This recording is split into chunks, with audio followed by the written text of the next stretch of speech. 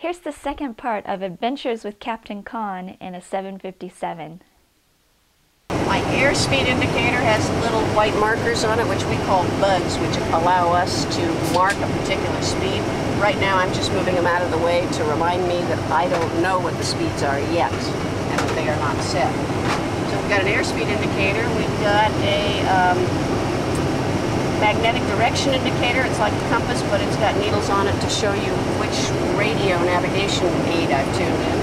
So right now they're pointing to VOR. I can turn them to ADF.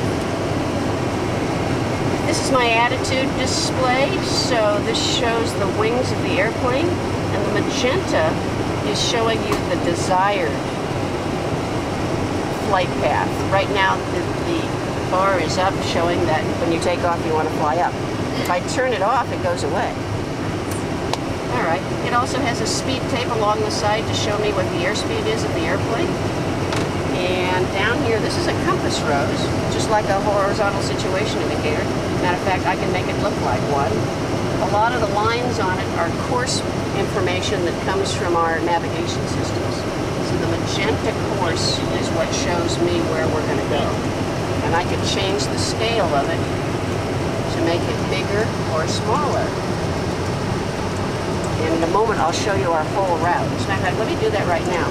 I'm going to go and look at the different legs that we're going to fly, and I'm going to go to my planning position, and this allows me to look at LA and step through each of the fixes along the route of flight.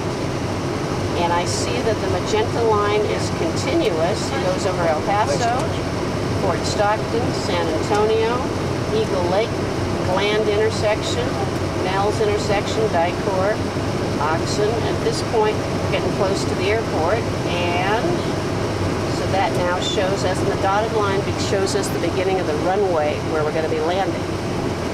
But we can change that depending on what we've got. Okay, this is my altimeter and my vertical speed indicator. This is just a fancy clock. Standby gyro, place all this fancy stuff quits. Another airspeed indicator and another altimeter. Up here is where I can tune my VOR if I want to. And we're actually not using VOR navigation, but I'll give it about a 249 heading, which is runway heading. This is for some of our automatic throttles. This is our speed. I'm going to make a guess of about 163. This just changes our heading. This actually moves down here. It's just a heading bug. And I'm going to guess we're going to have 5,000 on the departure, maybe. 5,000 feet for an altitude. In a minute. We haven't seen a PDC yet, have we, David? We're going to be taking off and following this pink route.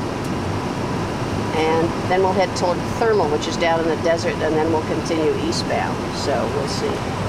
This is continued on part 3, and don't forget to check out her book. I highly recommend it, Flight Guide for Success, at flightguideforsuccess.com or my website, flygirlfly.com. You'll find a link there and other information.